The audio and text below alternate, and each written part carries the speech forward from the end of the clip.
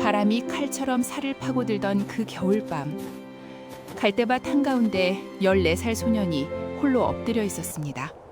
눈 속에 얼굴을 묻고 숨을 참으며 멀어져가는 엄마의 뒷모습을 바라보았습니다. 잡아당기지도 못하고 이름을 부르지도 못하고 그저 눈 속에 얼굴을 파묻은 채 그렇게 손을 놓아야 했습니다. 도대체 무슨 일이 있었던 걸까요? 지금부터 그 이야기를 들려드리겠습니다. 이태성은 북녘 어느 작은 마을에서 자랐습니다. 창문은 유리가 아니었습니다. 비닐이었습니다. 밤마다 바람에 비닐이 파르르 떨리는 소리가 태성의 잠을 깨웠습니다. 눈을 뜨면 물동이가 얼어붙어 있었고 엄마 명화는 그 어둠 속에서 이미 장마당 나랄 채비를 하고 있었습니다. 소매 끝이 달아빠진 회색 점퍼를 걸치고 손이 갈라진 채로 비누 한 짝을 등에 이고 새벽을 나서는 사람. 그게 태성의 엄마였습니다. 비누 한 장을 팔아야 쌀 한 컵을 살 수 있는 날들이었습니다. 어떤 날은 비누 2장을 팔아도 쌀이 모자랐고 어떤 날은 종일 서 있어도 한 장도 팔지 못했습니다. 그래도 명화는 아무 말 하지 않았습니다. 솥을 올리고 물을 붓고 감자를 깎았습니다.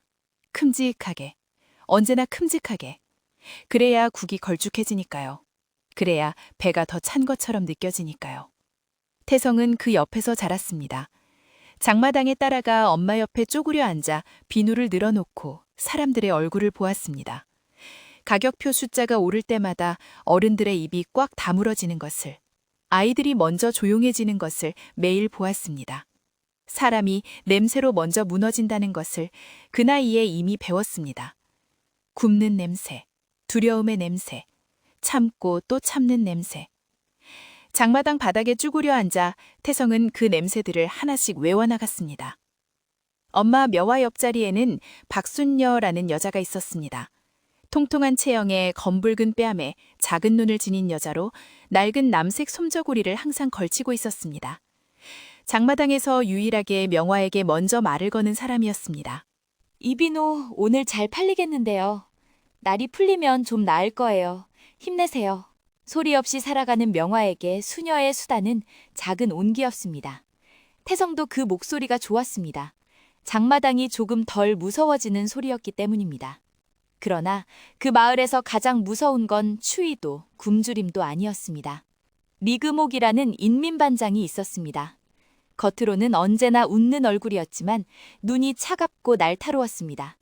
항상 종이 한 장을 들고 동네를 순찰했습니다. 누가 어디를 갔는지, 누굴 만났는지, 무슨 말을 했는지 모든 것을 적어 다녔습니다. 단정하게 빗어 넘긴 검은 머리에 인민복 차림. 직접적인 폭력은 쓰지 않았지만 그의 종이 넘기는 소리가 들리면 사람들은 인사도 하기 전에 고개부터 숙였습니다. 그 습관이 태성은 무서웠습니다. 사람이 사람 앞에서 작아지는 게 이렇게 자연스러워질 수 있다는 게 무서웠습니다. 그 겨울 이웃집 강민철이 끌려갔습니다. 태성이 어릴 때부터 알고 지내던 동네 아저씨였습니다. 키가 크고 어깨가 넓어서 어린 태성 눈에는 세상에서 제일 든든해 보이던 사람이었습니다. 그런데 그날 밤 더 강하고 더 긴 문 두드리는 소리가 들렸습니다. 강민철 여기 있는 거 다 알아! 당장 문 열어! 고함 소리, 발버둥 치다 멀어지는 소리. 명화는 태성의 입을 막고 이불 속에 함께 웅크렸습니다. 아무 말도 하지 않았습니다. 아무 소리도 내지 않았습니다. 두 사람은 그냥 함께 숨을 참았습니다. 다음 날 아침 강민철의 집은 문이 반쯤 열린 채 어질러져 있었습니다. 사람들은 그 집 앞을 지나칠 때 고개를 돌렸습니다. 마치 그 집이 처음부터 없었던 것처럼. 얼마나 가슴이 미어졌을까요? 밤새 소리 없이 사라진 사람 하나를 아무도 보지 못한 척 지나쳐야 하는 그 마을 사람들의 마음이. 강민철은 일주일 뒤 돌아왔습니다. 하지만 눈빛이 달라진 사람이 되어 돌아왔습니다. 넓던 어깨는 무너진 채 고개를 숙이고 다녔고 이웃들은 그를 피했습니다. 태성은 그 뒷모습을 오래 바라보았습니다. 사람이 저렇게 달라질 수 있다는 것을 그때 처음 실감했습니다. 아버지의 귀가가 늦어지기 시작한 것도 그 무렵이었습니다. 처음에는 하루, 다음에는 사흘, 그 다음에는 일주일, 그리고 결국 끊어졌습니다. 살았는지 죽었는지 확인도 없었습니다. 명화는 아무 말도 하지 않았고 태성도 묻지 않았습니다. 말을 하면 벽도 듣는다는 말을 엄마가 자주 했기 때문입니다. 태성은 그 말이 싫었습니다. 벽이 듣는 세상이라면 집이 아니라 감옥이라고 생각했기 때문입니다. 집이란 마음 놓고 숨을 쉴 수 있는 곳이어야 했습니다. 그런데 이 집은 숨을 참는 곳이었습니다. 그러던 어느 날 리그목이 찾아왔습니다. 종이를 펼치며 명화에게 물었습니다. 남편이 최근 귀가가 늦는데 무슨 일 있습니까? 날짜도 숫자도 정확했습니다. 그 종이 위에는 이미 모든 것이 적혀 있었습니다. 집안 공개가 얼어붙었습니다. 명화는 대답했습니다. 조용하고 낮게 표정 하나 흔들리지 않는 목소리로. 하지만 태성은 알았습니다. 엄마의 손끝이 떨리고 있다는 것을. 그날 이후 장마당이 달라졌습니다. 이웃들은 눈을 피했습니다. 사람들은 명화의 비누를 사지 않았습니다.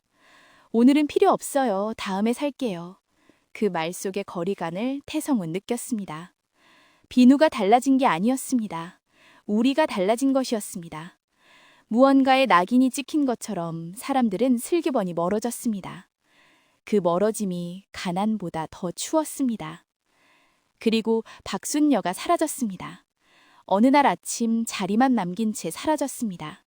낡은 남색 솜저고리도 수다스러운 목소리도 전부 사라졌습니다. 사람들은 수군거렸습니다. 어제 리그목이 종이에 뭔가 적더라고. 태성은 소름이 돋았습니다. 어제까지 비누를 팔던 사람이 오늘 자리만 남긴다는 것. 사람이 그렇게 지워질 수 있다는 것. 명화는 그날 일찍 장을 접고 집으로 돌아왔습니다. 그리고 1,000조각을 꺼내 돈을 셌습니다.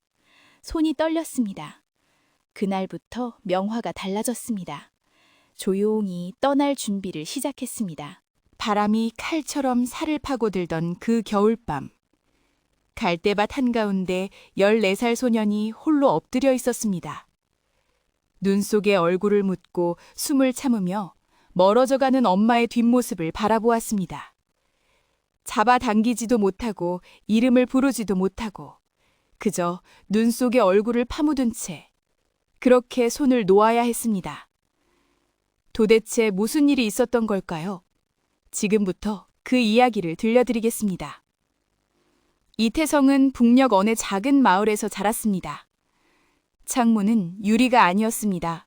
비닐이었습니다. 밤마다 바람에 비닐이 파르르 떨리는 소리가 태성의 잠을 깨웠습니다.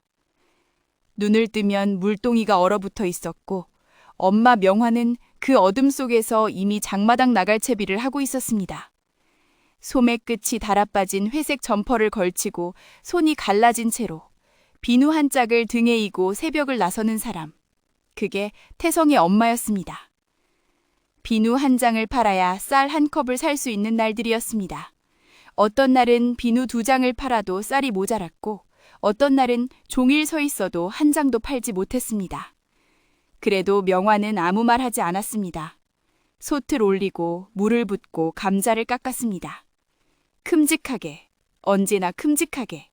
그래야 국이 걸쭉해지니까요. 그래야 배가 더 찬 것처럼 느껴지니까요. 태성은 그 옆에서 자랐습니다. 장마당에 따라가 엄마 옆에 쪼그려 앉아 비누를 늘어놓고 사람들의 얼굴을 보았습니다. 가격표 숫자가 오를 때마다 어른들의 입이 꽉 다물어지는 것을, 아이들이 먼저 조용해지는 것을 매일 보았습니다. 사람이 냄새로 먼저 무너진다는 것을 그 나이에 이미 배웠습니다. 굽는 냄새, 두려움의 냄새, 참고 또 참는 냄새. 장마당 바닥에 쪼그려 앉아 태성은 그 냄새들을 하나씩 외워나갔습니다. 엄마 명화 옆자리에는 박순녀라는 여자가 있었습니다. 통통한 체형에 검붉은 뺨, 작은 눈을 지닌 여자로 낡은 남색 솜저고리를 항상 걸치고 있었습니다. 장마당에서 유일하게 명화에게 먼저 말을 거는 사람이었습니다. 이 비누 오늘 잘 팔리겠는데요? 날이 풀리면 좀 나을 거예요. 힘내세요. 소리 없이 살아가는 명화에게 순녀의 수다는 작은 온기였습니다. 태성도 그 목소리가 좋았습니다. 장마당이 조금 덜 무서워지는 소리였기 때문입니다. 그러나 그 마을에서 가장 무서운 건 추위도 굶주림도 아니었습니다. 리그묵이라는 인민반장이 있었습니다. 겉으로는 언제나 웃는 얼굴이었지만 눈이 차갑고 날카로웠습니다. 항상 종이 한 장을 들고 동네를 순찰했습니다. 누가 어디를 갔는지, 누굴 만났는지, 무슨 말을 했는지 모든 것을 적어 다녔습니다. 단정하게 빗어넘긴 검은 머리에 인민복 차림. 직접적인 폭력은 쓰지 않았지만 그의 종이 넘기는 소리가 들리면 사람들은 인사도 하기 전에 고개부터 숙였습니다. 그 습관이 태성은 무서웠습니다. 사람이 사람 앞에서 작아지는 게 이렇게 자연스러워질 수 있다는 게 무서웠습니다. 그 겨울 이웃집 강민철이 끌려갔습니다. 태성이 어릴 때부터 알고 지내던 동네 아저씨였습니다. 키가 크고 어깨가 넓어서 어린 태성 눈에는 세상에서 제일 든든해 보이던 사람이었습니다. 그런데 그날 밤 더 강하고 더 긴 문 두드리는 소리가 들렸습니다. 강민철, 여기 있는 거 다 알아. 당장 문 열어. 고함 소리, 발버둥 치다 멀어지는 소리. 명화는 태성의 입을 막고 이불 속에 함께 웅크렸습니다. 아무 말도 하지 않았습니다. 아무 소리도 내지 않았습니다. 두 사람은 그냥 함께 숨을 참았습니다. 다음 날 아침 강민철의 집은 문이 반쯤 열린 채 어질러져 있었습니다. 사람들은 그 집 앞을 지나칠 때 고개를 돌렸습니다. 마치 그 집이 처음부터 없었던 것처럼. 얼마나 가슴이 미어졌을까요? 밤새 소리 없이 사라진 사람 하나를 아무도 보지 못한 척 지나쳐야 하는 그 마을 사람들의 마음이. 강민철은 일주일 뒤 돌아왔습니다. 하지만 눈빛이 달라진 사람이 되어 돌아왔습니다. 넓던 어깨는 무너진 채 고개를 숙이고 다녔고 이웃들은 그를 피했습니다. 태성은 그 뒷모습을 오래 바라보았습니다. 사람이 저렇게 달라질 수 있다는 것을 그때 처음 실감했습니다. 아버지의 귀가가 늦어지기 시작한 것도 그 무렵이었습니다. 처음에는 하루, 다음에는 사흘, 그 다음에는 일주일, 그리고 결국 끊어졌습니다. 살았는지 죽었는지 확인도 없었습니다. 명화는 아무 말도 하지 않았고 태성도 묻지 않았습니다. 말을 하면 벽도 듣는다는 말을 엄마가 자주 했기 때문입니다. 태성은 그 말이 싫었습니다. 벽이 듣는 세상이라면 집이 아니라 감옥이라고 생각했기 때문입니다. 집이란 마음 놓고 숨을 쉴 수 있는 곳이어야 했습니다. 그런데 이 집은 숨을 참는 곳이었습니다. 그러던 어느 날 리그목이 찾아왔습니다. 종이를 펼치며 명화에게 물었습니다. 남편이 최근 귀가가 늦는데 무슨 일 있습니까? 날짜도 숫자도 정확했습니다. 그 종이 위에는 이미 모든 것이 적혀 있었습니다. 집안 공기가 얼어붙었습니다. 명화는 대답했습니다. 조용하고 낮게, 표정 하나 흔들리지 않는 목소리로. 하지만 태성은 알았습니다. 엄마의 손끝이 떨리고 있다는 것을. 그날 이후 장마당이 달라졌습니다. 이웃들은 눈을 피했습니다. 사람들은 명화의 비누를 사지 않았습니다. 오늘은 필요 없어요. 다음에 살게요. 그 말 속의 거리감을 태성은 느꼈습니다. 비누가 달라진 게 아니었습니다. 우리가 달라진 것이었습니다. 무언가에 낙인이 찍힌 것처럼 사람들은 실그머니 멀어졌습니다. 그 멀어짐이 가난보다 더 추웠습니다. 그리고 박순녀가 사라졌습니다. 어느 날 아침 자리만 남긴 채 사라졌습니다. 낡은 남색 솜저고리도 수다스러운 목소리도 전부 사라졌습니다. 사람들은 수군거렸습니다. 어제 리그목이 종이에 뭔가 적더라고. 태성은 소름이 돋았습니다. 어제까지 비누를 팔던 사람이 오늘 자리만 남긴다는 것. 사람이 그렇게 지워질 수 있다는 것. 명화는 그날 일찍 장을 접고 집으로 돌아왔습니다. 그리고 1,000조각을 꺼내 돈을 셌습니다. 손이 떨렸습니다. 그날부터 명화가 달라졌습니다. 조용히 떠날 준비를 시작했습니다. 그릇을 팔았습니다. 옷을 팔았습니다. 할머니가 아끼던 놋그릇까지 팔았습니다. 팔지 말라 했던 그릇이었습니다. 비누장사로 번 돈을 쌀 대신 1,000조각 안에 숨겼습니다.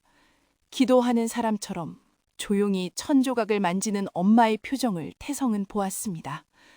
엄마가 너무 멀리 가려는 사람처럼 보였습니다. 자신이 따라갈 수 없는 곳으로 가려는 사람처럼 보였습니다. 그 표정이 무서웠습니다. 어느 날 밤 명화가 태성에게 말했습니다. 여기서는 숨 쉬는 것도 죄가 될 수 있어. 태성은 고개를 끄덕였습니다. 하지만 실감이 나지 않았습니다. 숨 쉬는 게 죄라면 사람은 어떻게 사냐고 생각했습니다. 그런데 엄마의 눈을 보면 알았습니다. 흔들리지 않는 눈, 결심한 눈이었습니다. 이미 어딘가를 향해 마음이 굳어진 사람의 눈이었습니다.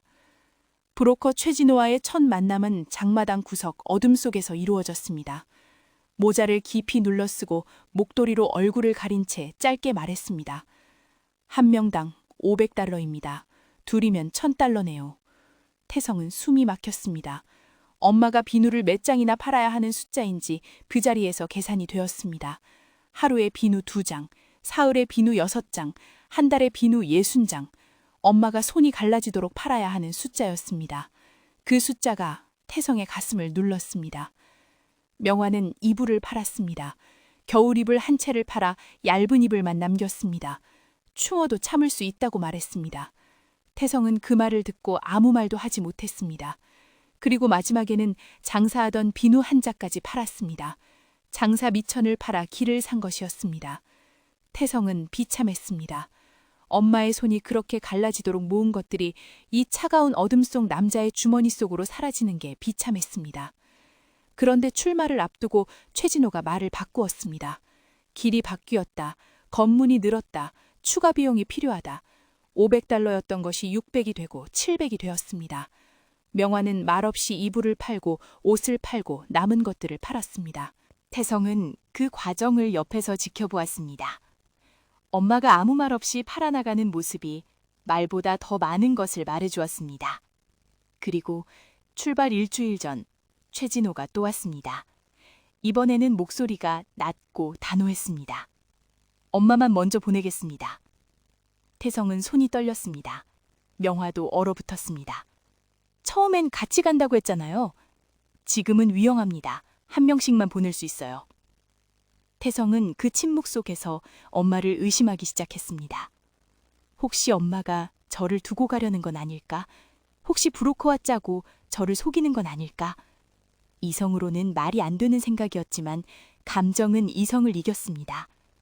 너무 무서워서, 너무 불안해서 마음이 무너지기 시작한 것이었습니다. 명화는 태성의 손을 꽉 잡았습니다. 엄마가 먼저 가서 길을 확인하고 너를 데리러 올게. 목소리가 단단했습니다. 그런데 그 단단함이 오히려 태성을 불안하게 만들었습니다. 너무 단단한 목소리는 거짓말처럼 들렸습니다. 엄마의 손이 그날따라 이상하게 차갑게 느껴졌습니다. 온기가 느껴지지 않았습니다. 아니, 어쩌면 태성 자신의 손이 더 차가웠던 것인지도 몰랐습니다. 출발하던 밤은 유난히 조용했습니다. 눈이 많이 쌓여 있었고 발자국 소리가 크게 들렸습니다. 셋은 침묵으로 걸었습니다. 최진호는 손짓 하나로 멈추고 손짓 하나로 걷게 했습니다. 태성은 사람이 아니라 짐처럼 움직이는 기분이었습니다. 갈대밭에 들어서자 처음으로 안도했습니다. 키 큰 갈대가 빽빽하게 우리를 숨겨줄 것 같아서 갈대가 처음으로 고마웠습니다. 그때 멀리서 발소리가 들렸습니다. 쿵, 쿵, 쿵. 순찰이었습니다. 최진호가 속삭였습니다. 엎드려. 셋은 눈 위에 엎드렸습니다. 차가운 감각도 느껴지지 않았습니다. 몸이 이미 굳어 있었기 때문입니다. 발소리가 가까워졌습니다. 심장 박동 소리가 너무 크게 들려 들킬 것만 같았습니다. 태성은 눈을 감았습니다. 최진호가 갑자기 일어나 반대편으로 뛰었습니다. 고함 소리가 따라갔습니다. 하지만 일부 발소리가 이쪽으로 왔습니다. 그 순간 명화가 태성의 손을 놓았습니다. 태성은 심장이 멎는 줄 알았습니다.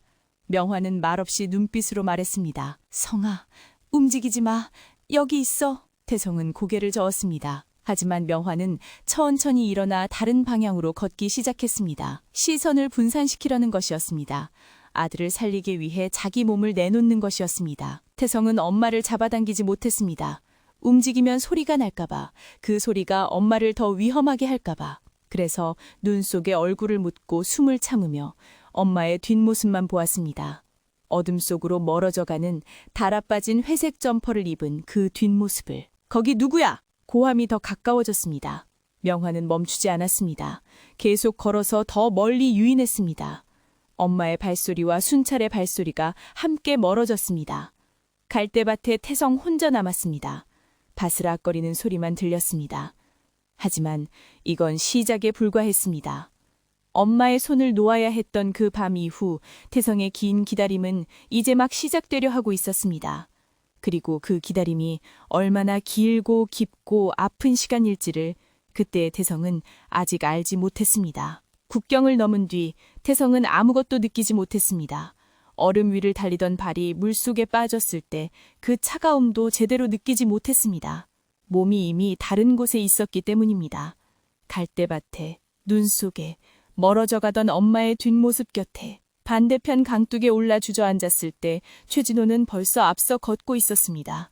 돌아보지도 않았습니다. 태성은 일어서지 못했습니다. 다리가 떨려서가 아니었습니다. 일어서야 할 이유를 찾지 못해서였습니다. 엄마가 없는 이 땅이 그냥 눈 덮인 낯선 땅일 뿐이었기 때문입니다. 최진호가 뒤를 돌아보지도 않은 채 말했습니다. 일어서세요. 여기서 멈추면 안 됩니다. 태성은 그 목소리가 싫었습니다. 따뜻함이 한 톨도 없는 목소리였습니다. 사람을 짐처럼 옮기고 돈을 받는 사람의 목소리였습니다. 하지만 일어섰습니다. 엄마가 보내준 길이었기 때문입니다. 장사미천을 팔아서, 이불을 팔아서, 할머니가 팔지 말라 했던 녹그릇까지 팔아서 산 길이었기 때문입니다. 그 길을 멈출 수는 없었습니다. 한국에 도착하던 날의 기억은 선명하지 않습니다. 누군가 담요를 덮어주었고 누군가 따뜻한 국물을 내밀었습니다. 태성은 받아 마셨습니다. 맛을 느끼지 못했습니다. 눈앞에 있는 것들이 전부 실감이 나지 않았습니다. 창문 밖에는 불빛이 가득했습니다. 거리에는 차가 달렸고 상점에는 물건이 넘쳤습니다. 어느 편의점 진열대에는 빵이 가득 쌓여 있었습니다. 쌀밥 냄새, 고기 굽는 냄새, 빵 냄새가 길거리에 넘쳤습니다. 엄마가 평생 모은 돈보다 더 많은 음식이 그 작은 가게 하나에 있었습니다. 그 풍경이 오히려 태성을 더 비참하게 만들었습니다. 이 많은 것들 앞에 자신은 아무것도 가져오지 못했기 때문입니다. 엄마조차 데려오지 못했기 때문입니다. 말투가 다르다는 이유로 사람들의 표정이 달라지는 것을 태성은 처음부터 느꼈습니다. 어디서 오셨어요? 그 질문이 나올 때마다 입이 말랐습니다. 북에서 왔습니다. 그 대답 뒤에 오는 침묵이 장마당에서 사람들이 비누 앞을 슬그머니 지나치던 그 거리감과 닮아 있었습니다. 달라진 것 같았지만 달라지지 않은 것도 있었습니다. 사람이 사람 앞에서 작아지는 일은 이 땅에서도 있었습니다. 다만 방식이 다를 뿐이었습니다. 종이를 들고 다니는 사람 대신 표정으로 거리를 두는 사람들이 있었습니다. 태성은 그 거리감에 익숙해지는 법을 배워야 했습니다. 익숙해진다는 것이 포기한다는 뜻과 비슷하다는 것도 알았습니다. 공단 식당에서 일을 시작했습니다. 감자를 깎고 양파를 썰고 국을 끓이는 일이었습니다. 칼질 소리와 국 끓는 소리가 생각을 잠깐 지워주었습니다. 갈대밭 생각, 엄마 생각, 그날 밤의 발소리 생각을 탁탁탁 하는 칼질 소리가 잠깐은 멈추게 해주었습니다. 잠깐만요. 탁탁. 잠깐만이었습니다. 칼질이 멈추면 다시 귀가 열렸습니다. 그 소리들이 다시 돌아왔습니다. 밤이 가장 무서웠습니다. 원룸 창문에 신문지를 끼웠습니다. 바람에 신문지가 흔들리는 소리가 들리면 조금은 집 같기 때문이었습니다. 그런데 그 소리는 갈대밭 소리이기도 했습니다. 갈대가 바람에 흔들리던 소리, 엄마의 발소리와 순찰의 발소리가 멀어지던 소리. 신문지를 뗐다가 다시 끼우고 다시 뗐다가 다시 끼웠습니다. 어느 것도 편하지 않았습니다. 자다가도 문 두드리는 소리가 들리는 것 같았습니다. 벌떡 일어났습니다. 심장이 뛰고 손이 떨렸습니다.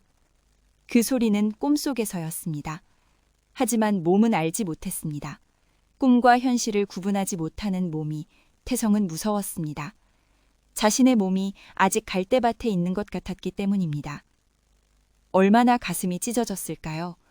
온종일 낯선 땅에서 감자를 깎고 밤이 되면 문 두드리는 소리에 깨어나고 아무도 불러주지 않는 이름을 혼자 품고 사는 일이 그 14살이 이제 겨우 25이 되었는데 이미 몹속 깊은 곳에 그날 밤이 새겨진 채였습니다. 적십자에 문의했습니다. 탈북자 지원단체에도 연락했습니다. 흔적이 없습니다. 확인이 안 됩니다. 계속 찾아보겠습니다. 그 말들이 가장 무서웠습니다. 죽었다는 말도 살았다는 말도 아니고 그냥 흔적이 없다는 말. 엄마가 세상에 존재했다는 증거조차 사라진 것 같았습니다. 비누를 팔던 손이, 감자를 큼지막하게 깎던 손이, 갈대밭에서 태성의 손을 잡았다 놓았던 그 손이 어디에도 기록되어 있지 않다는 것이, 태성은 그게 가장 무서웠습니다. 사람이 사라지는 게 무서운 게 아니라 사람이 있었다는 흔적조차 지워진다는 게 무서웠습니다. 3개월이 지났습니다. 6개월이 지났습니다. 1년이 지났습니다. 엄마 소식은 없었습니다. 그 시간 동안 태성은 조금씩 무너지고 있었습니다. 겉으로는 감자를 깎고 국을 끓이고 일을 했지만 안에서는 무언가가 천천히 꺼져가고 있었습니다. 엄마가 살아있다는 믿음이 처음에는 확신이었다가 기대가 되었다가 어느 순간부터는 기도가 되었습니다. 기도도 점점 말이 없어졌습니다. 그냥 눈을 감고 엄마의 손을 떠올리는 것으로 줄어들었습니다. 거친 손, 갈라진 손등, 굳은 살이 박인 손가락 마디. 그 손을 떠올리는 것이 태성이 하루를 버티는 방식이었습니다. 상담사 박 선생을 만난 것은 그 무렵이었습니다. 직장 동료가 권유했습니다. 표정이 너무 어두워요. 상담 한번 받아봐요. 처음에는 거절했습니다. 상담이 무슨 소용이냐고 생각했습니다. 말을 한다고 달라지는 게 없었습니다. 말을 하면 벽도 듣는다고 엄마는 말했습니다. 그 말이 여전히 몸속에 새겨져 있었습니다. 하지만 결국 갔습니다. 더 이상 버티기가 어려운 날이 왔기 때문입니다. 감자를 깎다가 칼을 멈추고 그냥 한참을 앉아있던 날이 있었습니다. 아무것도 하고 싶지 않은 날이었습니다. 그날 예약을 했습니다.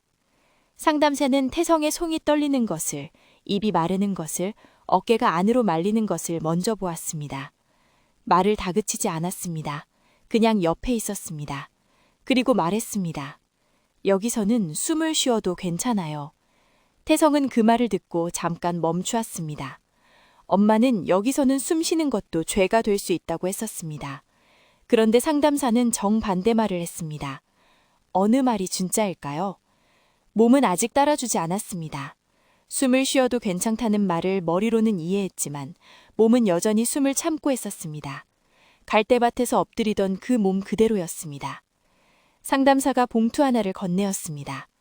엄마에 대한 기억을 여기에 담아보세요. 태성은 사진이 한 장도 없다고 말했습니다. 함께 찍은 사진이 없었습니다. 그럼 글로 적어보세요. 엄마의 얼굴, 손, 목소리, 기억나는 모든 것을요. 태성은 그날 밤 적었습니다. 웃으면 작아지는 눈, 거친 손, 굳은 살, 갈라진 손등, 소매 끝이 달아빠진 회색 점퍼, 비누를 파는 엄마, 천 조각에 돈을 숨기는 엄마, 갈대밭에서 돌아서던 엄마. 쓸수록 눈물이 났습니다. 종이가 젖었습니다. 멈출 수 없었습니다. 이걸 멈추면 엄마가 정말 사라질 것 같았기 때문입니다. 글자들이 번지고 손이 떨리고 숨이 막혔습니다. 그래도 계속 썼습니다. 봉투가 두꺼워질수록 엄마의 무게가 느껴졌습니다.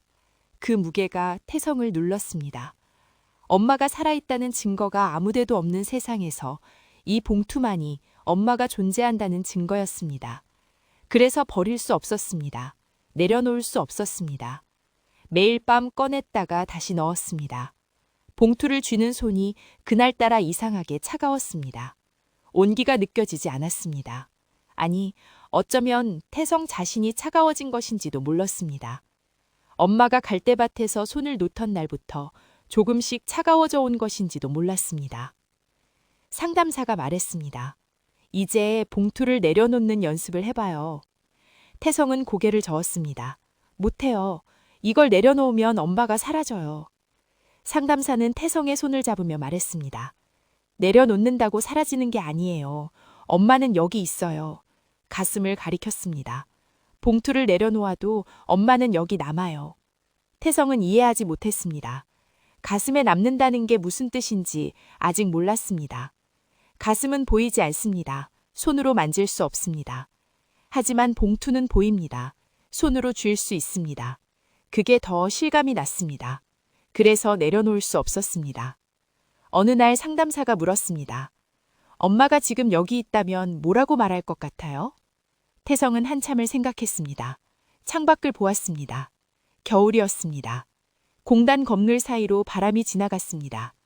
그 바람 소리가 잠깐 갈대밭 소리 같았습니다.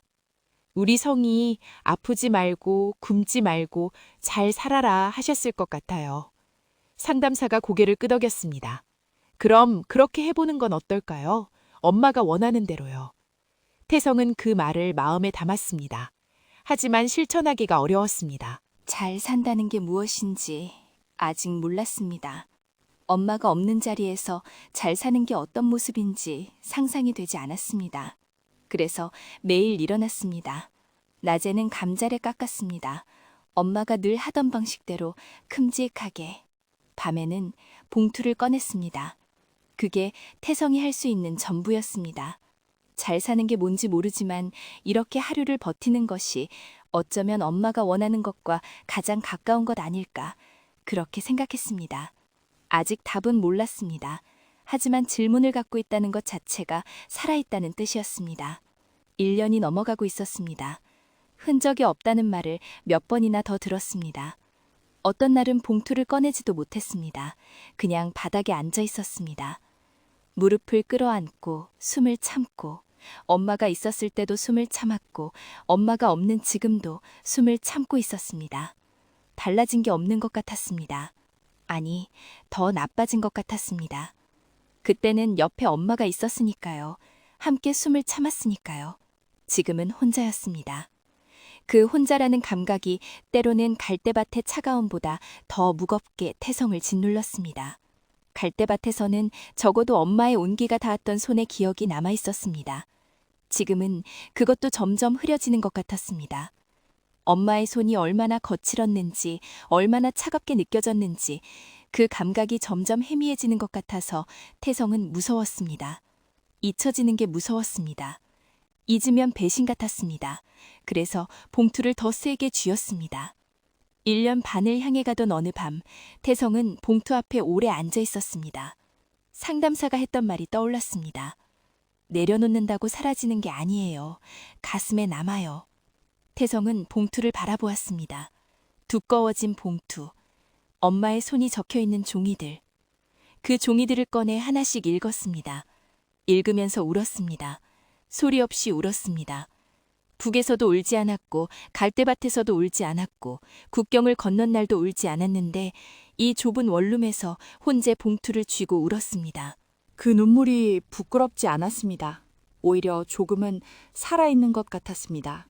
살아있다는 것이, 엄마가 원했던 것이 바로 그것이었다는 것이, 숨을 쉬는 것, 감자를 깎는 것, 밥을 먹는 것, 봉투를 쥐는 것, 우는 것, 그 모든 것이 엄마가 자기 몸을 내놓고 살리려 했던 삶이라는 것이. 태성은 그걸 조금씩 알아가고 있었습니다. 아직 엄마는 없었습니다. 흔적도 없었습니다. 그리고 그 없음이 너무 무거워서 어떤 날은 정말 포기하고 싶었습니다. 이 기다림을 그만하고 싶었습니다. 더 이상 기억하는 것도, 봉투를 쥐는 것도, 찾아다니는 것도 다 그만하고 싶었습니다. 하지만 포기할 수 없었습니다. 포기할 수 없었습니다. 그 말이 전부였습니다. 이유를 설명할 수 없었습니다. 논리도 없었습니다. 그냥 포기할 수 없었습니다. 엄마가 갈대밭에서 태중의 손을 놓던 그 순간 엄마도 포기하지 않았으니까요. 잡혔어도 끌려갔어도 가장 무서운 것들 앞에서도 포기하지 않았을 엄마가 어딘가에서 여전히 살아있을 것이라고. 그 믿음을 태성은 버릴 수 없었습니다. 봉투를 서랍에 넣었습니다. 천천히, 조심스럽게 문을 닫았습니다. 그리고 누웠습니다. 창문에 신문지가 흔들렸습니다. 바스락, 바스락. 그 소리를 들으며 태성은 눈을 감았습니다. 오늘도 잠을 이루지 못할 것 같았지만 그래도 누웠습니다. 살아있는 사람은 눕는다고 엄마가 말한 적이 있었습니다. 아무리 힘들어도 몸을 뉘어야 한다고. 그러면 내일이 온다고. 태성은 그 말이 생각났습니다. 엄마의 목소리로. 내일이 왔습니다. 그리고 또 내일이 왔습니다. 태성은 매일 일어났습니다. 감자를 깎았습니다. 큼직하게, 엄마 방식대로. 국을 끓였습니다. 양파를 썰었습니다. 밥을 퍼담았습니다. 그게 전부였습니다. 대단한 일이 아니었습니다. 하지만 태성에게는 그 하나하나가 살아있다는 증거였습니다.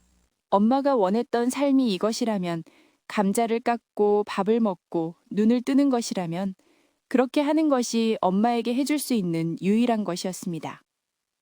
1년 반을 향해 가는 그 무렵 태성은 달라진 것이 있었습니다. 처음에는 몰랐습니다. 아주 조금씩이었기 때문입니다. 누가 말을 걸어도 피하지 않게 되었습니다. 예전에는 어디서 오셨어요? 라는 말이 나오면 입이 먼저 말랐는데 이제는 조금 버틸 수 있게 되었습니다. 북에서 왔습니다. 그 대답 뒤에 오는 침묵도 예전보다는 덜 무거웠습니다. 익숙해진 게 아니었습니다. 포기한 것도 아니었습니다. 그냥 숨을 조금 더 쉴 수 있게 된 것이었습니다. 상담사가 말했던 것처럼 여기서는 숨을 쉬어도 괜찮다는 말이 머리에서 몸으로 아주 조금씩 내려오고 있었습니다. 상담사를 다시 찾아간 것은 그 무렵이었습니다. 예약을 하고 갔습니다. 문을 열고 들어서자 상담사가 올려다보며 말했습니다. 어서 오세요. 그 목소리가 여전히 조용하고 따뜻했습니다. 서두르지 않는 목소리였습니다. 태성은 자리에 앉았습니다. 오늘은 떨림이 덜했습니다. 어깨가 조금 펴져 있었습니다. 상담사가 보았습니다. 오늘은 좀 달라 보이네요. 태성은 고개를 끄덕였습니다. 잘 모르겠어요. 그냥 오늘은 좀 숨이 쉬어지는 것 같아요. 상담사가 미소를 지었습니다. 그 미소가 태성에게는 낯설었습니다. 누군가가 자기 때문에 미소를 짓는다는 것이 아직도 낯설었습니다. 북에서는 웃음이 무기였습니다. 리그목의 웃음처럼. 겉으로 웃으면서 눈이 차가운 사람들. 그래서 태성은 웃음을 오래 믿지 못했습니다. 하지만 상담사의 미소는 달랐습니다. 눈도 같이 웃었습니다. 그게 달랐습니다. 상담사가 물었습니다. 요즘 엄마 생각은 어때요? 태성은 잠깐 창밖을 보았습니다. 겨울이 가고 있었습니다. 공단 건물 옆으로 얇은 햇살이 비쳤습니다. 나뭇가지 끝에 작은 새 한 마리가 앉아 있다가 날아갔습니다. 태성은 그것을 보다가 말했습니다. 요즘도 찾아요. 매일은 아니지만. 탈북자 단체의 이름을 다시 올렸어요. 연락처를 새로 남겼어요. 혹시라도 연락이 오면 저한테 먼저 알려달라고요. 상담사가 고개를 끄덕였습니다. 잘했어요. 태성이 말을 이었습니다. 근데 선생님, 저 이제는 조금 다른 생각을 해요.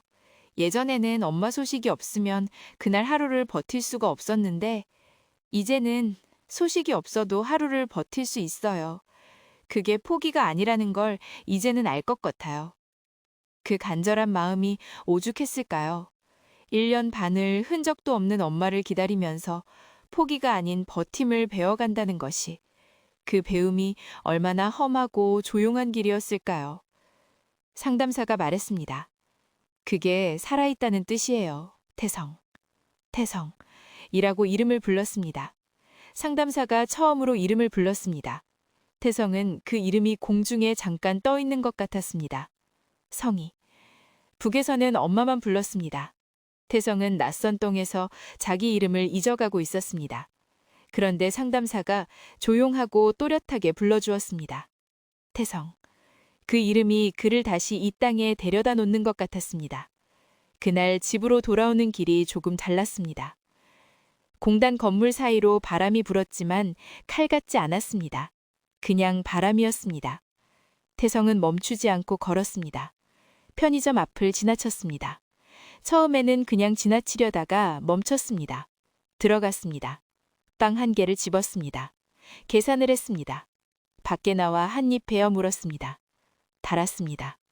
처음으로 맛이 느껴졌습니다. 그 단맛이 낯설었습니다. 눈물이 날 것 같았습니다. 이 단맛을 엄마한테도 주고 싶다는 생각이 들었습니다. 엄마는 이런 빵을 먹어본 적이 없을 것이라는 생각이 들었습니다. 그래서 눈물이 났습니다. 공단 건물 옆 골목에서 빵을 들고 혼자 눈물을 흘렸습니다. 부끄럽지 않았습니다. 오히려 뭔가가 조금 풀리는 것 같았습니다. 원룸에 돌아와 서랍을 열었습니다. 봉투를 꺼냈습니다. 두꺼운 봉투였습니다. 종이들이 가득했습니다. 하나씩 꺼내 읽었습니다.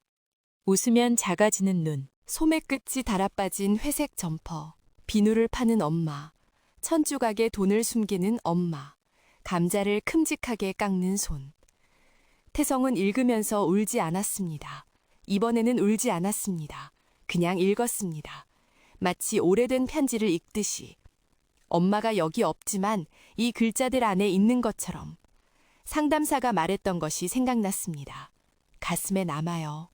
그때는 몰랐는데 이제 조금 알 것 같았습니다. 봉투 속 글자들이 가슴으로 옮겨지고 있는 것 같았습니다. 천천히, 조금씩. 그 무렵 탈북자 지원단체에서 연락이 왔습니다. 전화였습니다. 태성은 처음에 번호를 보고 심장이 뛰었습니다. 손이 떨렸습니다.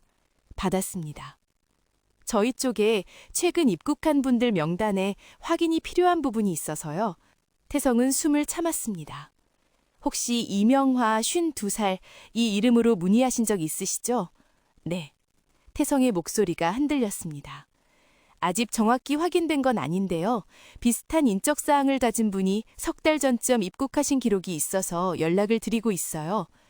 태성은 그 자리에서 굳어버렸습니다. 석 달 전?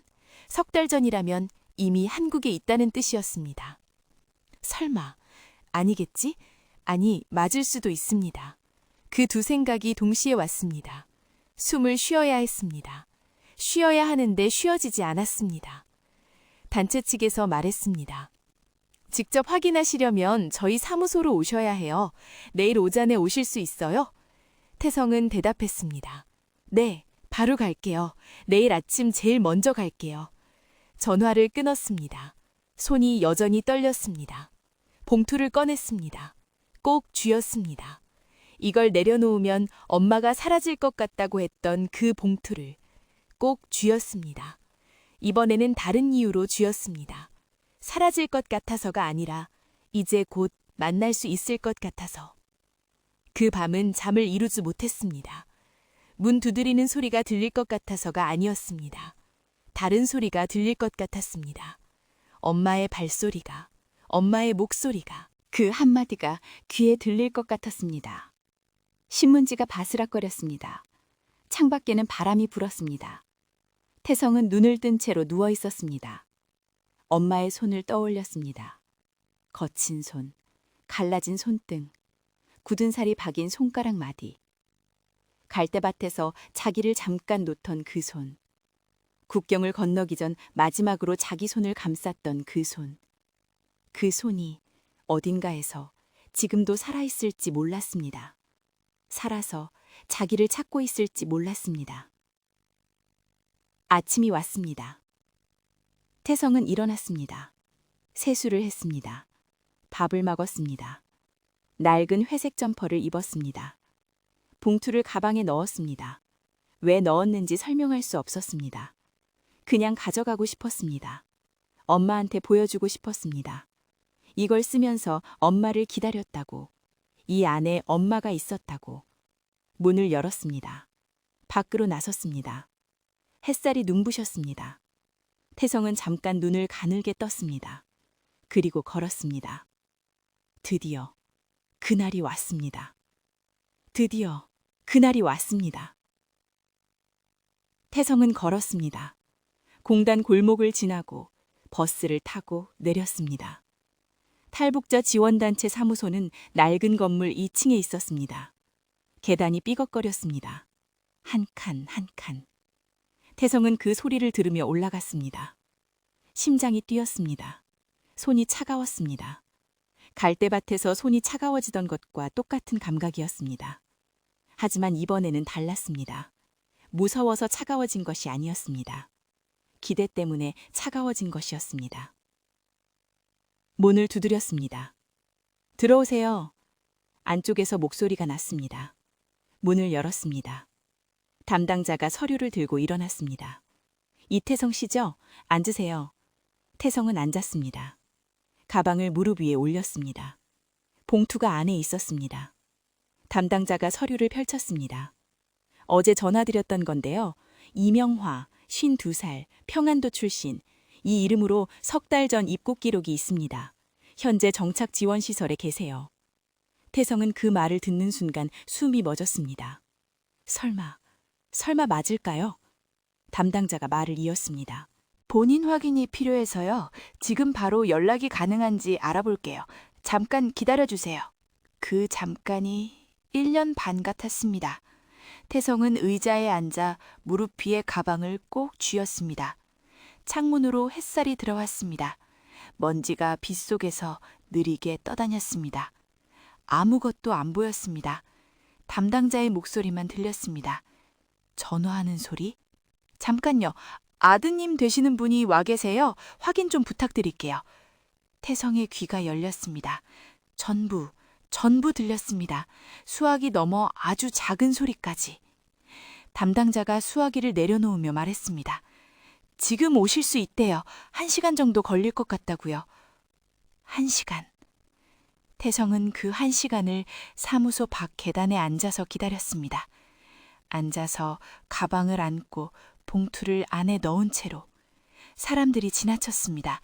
누군가 어이없다는 듯 쳐다봤습니다. 태성은 신경 쓰지 않았습니다. 그냥 앉아 있었습니다. 계단 끝에서 골목이 보였습니다. 사람들이 오고 갔습니다.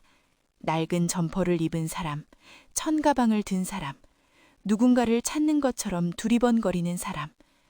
그 가운데 한 사람이 걸어오고 있었습니다. 멀어서 얼굴이 안 보였습니다. 하지만 태성은 그 사람이 보이는 순간 알았습니다. 심장이 먼저 알았습니다. 걸음걸이가 달랐습니다. 예전보다 느렸습니다. 다리를 조금 끌었습니다. 어깨가 안으로 말려 있었습니다. 하지만 그 움직임이, 그 작은 몸이, 그 낡은 회색 점퍼의 소매 끝이 태성이 봉투 속에 적어뒀던 바로 그 사람이었습니다. 태성은 일어났습니다. 계단을 내려갔습니다. 발이 먼저 움직였습니다. 뛰지 않았습니다. 뛸 수가 없었습니다. 무릎이 떨렸기 때문입니다. 그냥 걸었습니다. 빠르게도 느리게도 아닌 걸음으로 그 사람을 향해 걸었습니다. 그 여성이 태성을 보았습니다. 걸음을 멈췄습니다. 두 사람이 골목 한가운데서 멈췄습니다. 바람이 불었습니다. 차갑지 않은 바람이었습니다. 그냥 바람이었습니다. 여성이 입을 열었습니다. 혹시 너 성이니? 그 한마디가 태성을 다 무너뜨렸습니다.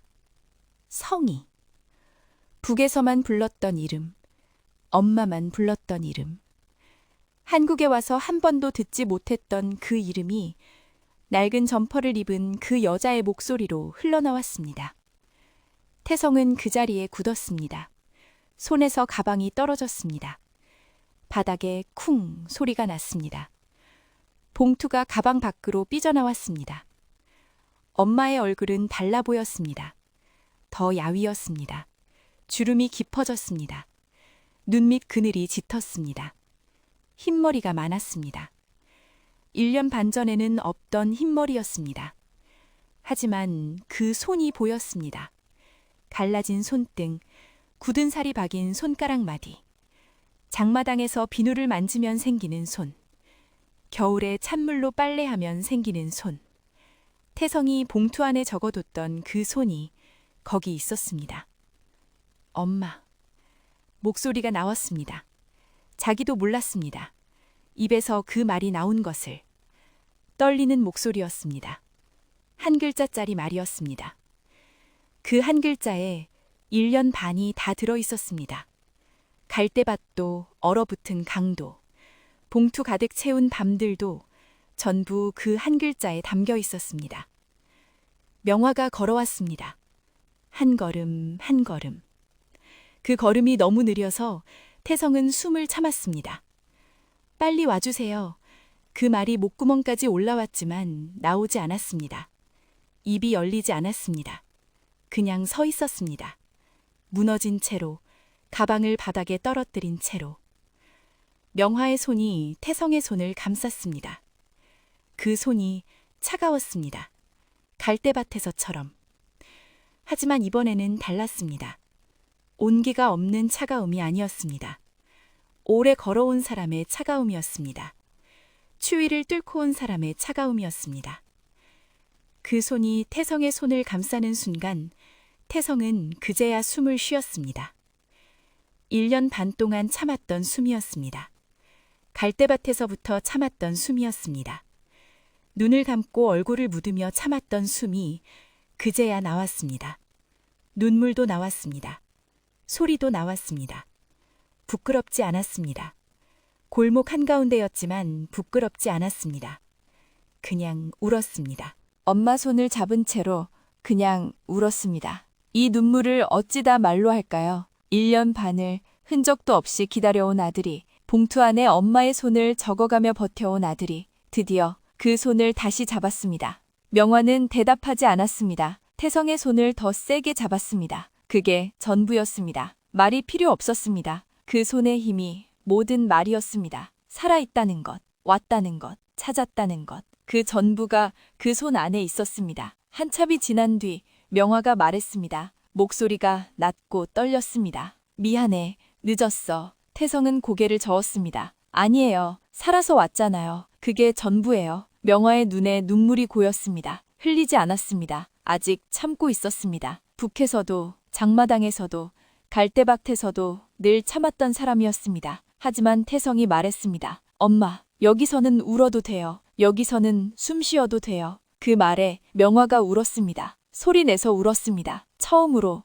소리내서 우는 것을 태성이 보았습니다. 평생 참아왔던 눈물이 한꺼번에 나오는 것 같았습니다. 장마당에서 참았던 눈물, 갈대밭에서 참았던 눈물, 끌려가던 밤에 참았던 눈물, 6개월 동안 갇혀 있으면서 참았던 눈물이 전부 한꺼번에 쏟아지는 것 같았습니다. 태성은 엄마의 손을 놓지 않았습니다. 놓을 수 없었습니다. 또 놓치면 안 됐습니다. 2번 다시 놓칠 수 없었습니다. 골목에 바람이 불었습니다. 차갑지 않은 바람이었습니다. 따뜻하지도 않은 바람이었습니다. 그냥 바람이었습니다. 하지만 그 바람 안에서 둘은 함께 서 있었습니다. 손을 잡은 채로 울면서. 그것으로 충분했습니다. 원룸으로 돌아왔습니다. 좁은 방이었습니다. 창문에는 신문지가 끼워져 있었습니다. 낡은 이불이 하나, 서랍이 하나, 그게 전부인 방이었습니다. 명화는 방을 둘러보았습니다. 오래 바라보았습니다. 태성은 국을 끓였습니다. 감자를 큼지막하게 깎아서 넣었습니다. 엄마 방식대로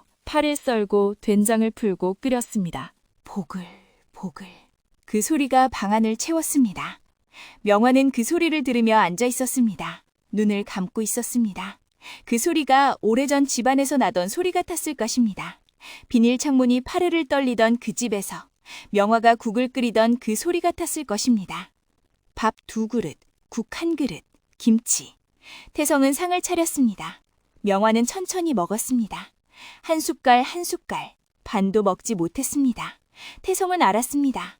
오래 굶으면 배가 작아진다는 것을 억지로 먹으라고 하지 않았습니다. 그냥 옆에 앉았습니다. 함께 있었습니다. 그게 전부였습니다. 그 식사가 태성에게는 기적이었습니다. 식사를 마친 뒤 명화가 말했습니다. 그날 갈대밭에서 잡혔어. 목소리가 담담했습니다. 순찰이 나를 쫓아왔고 나는 계속 도망쳤어. 하지만 결국 잡혔어. 끌려갔어. 조사를 받았어. 어디 가려고 했냐고, 누구를 만나려고 했냐고. 나는 대답하지 않았어. 명화는 잠깐 멈췄습니다. 대답하지 않았다고. 6개월 동안 한 군데에 갇혀 있었어. 태성은 엄마의 손을 더 세게 잡았습니다. 명화는 계속했습니다. 6개월이 지나고 나왔어. 그 뒤 다시 탈북을 시도했어. 처음부터 다시 브로커를 또 찾았고 돈을 다시 모았어. 중국에 넘어와서 너를 찾아다녔는데 너는 이미 한국에 갔더라고.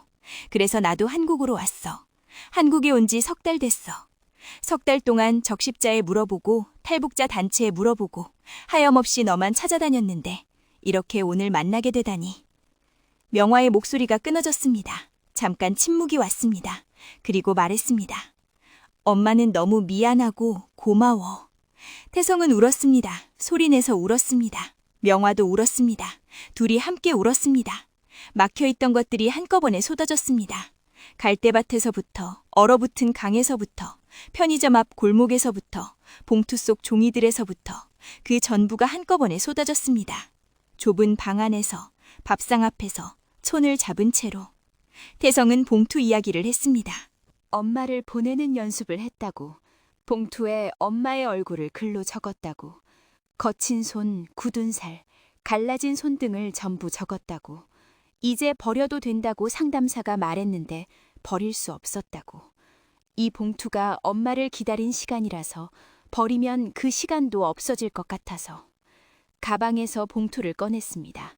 명화에게 건넸습니다. 명화는 봉투를 받았습니다. 두꺼운 봉투였습니다. 무게가 느껴졌습니다. 태성이 기다린 시간의 무게였습니다. 명화는 봉투를 오래 들고 있었습니다. 열지 않았습니다. 그냥 들고 있었습니다. 그리고 말했습니다. 그랬구나. 이제 엄마 왔으니 이 봉투에 새로운 것도 담아. 태성은 고개를 끄덕였습니다. 상담사가 했던 말이 떠올랐습니다. 이제 봉투 안에 새로운 것도 담을 수 있겠어요. 그 말의 뜻을 이제 알 것 같았습니다. 태성이 물었습니다. 떨리는 목소리로. 엄마, 갈대밭에서 저를 놓고 갔을 때 무슨 생각했어요? 명화는 한참을 생각했습니다. 방 안이 조용했습니다. 신문지가 바스락거렸습니다. 바람이 창문을 건드렸습니다. 그 소리가 지나간 뒤 명화가 말했습니다. 나는 잡혀도 되니까 너만 살게 해달라고 기도했어. 태성은 그 말을 듣고 다시 울었습니다. 참을 수 없었습니다. 엄마는 갈대밭에서도 포기하지 않았습니다. 잡혀가면서도 포기하지 않았습니다. 6개월을 갇혀 있으면서도 포기하지 않았습니다. 처음부터 다시 시작하면서도 포기하지 않았습니다. 그 모든 것이 태성을 살리기 위한 것이었습니다. 비누 한 장 팔아 쌀 한 컵 사던 그 손으로 평생 아들 하나를 살려온 사람이었습니다. 명화가 등을 두드렸습니다. 울지 마. 우리 살았잖아. 둘 다 살았잖아. 그 말이 맞았습니다. 우리는 살았습니다. 갈대밭에서도 얼어붙은 강에서도 1년 반의 기다림에서도 살아서 여기 있었습니다. 손을 잡고 함께. 그날 밤 태성은 처음으로 깊이 잠들었습니다. 문 두드리는 소리가 들리지 않았습니다. 신문지가 바스락거려도 깨지 않았습니다. 엄마가 옆에 있었습니다. 옆에서 숨 쉬는 소리가 들렸습니다. 그 소리가 태성을 잠들게 했습니다. 갈대 소리 같지 않았습니다. 그냥 숨 쉬는 소리였습니다. 살아있는 사람의 소리였습니다. 어두운 방 안에서 봉투는 서랍 위에 놓여 있었습니다. 버리지 않았습니다. 기다린 시간도 소중했습니다. 이제 거기에 새로운 것들이 담길 것이었습니다. 함께 먹은 밥, 함께 운 눈물, 엄마가 다시 잡아준 손, 그 전부가 봉투 안으로 들어갈 것이었습니다. 사랑은 흔적이 없어도 사라지지 않았습니다. 갈라진 손 하나가 아들을 살리는 가장 거대한 사랑이었습니다. 그리고 그것을 태성은 너무 늦게, 하지만 반드시 깨달았습니다. 우리는 살았습니다. 그날 이후로 계절이 조금 바뀌었습니다. 갈대밭에서 시작된 이야기가 이렇게 작은 원룸안에서 마무리되고 있었습니다. 좁은 방이었습니다. 창문에는 여전히 신문지가 끼워져 있었고 낡은 서랍 위에는 봉투 하나가 놓여 있었습니다. 달라진 것은 딱 하나였습니다. 그 방 안에 두 사람이 있었다는 것, 그것이었습니다. 아침이면 명화는 먼저 일어났습니다. 태성이 눈을 뜨지 전에 부엌에나다 물을 올렸습니다. 감자를 깎았습니다. 큼직하게. 손에 굳은 살이 박인 그 손으로 한 조각 한 조각. 보글보글 끓는 소리가 좁은 방을 채웠습니다. 태성은 그 소리를 들으며 눈을 떴습니다.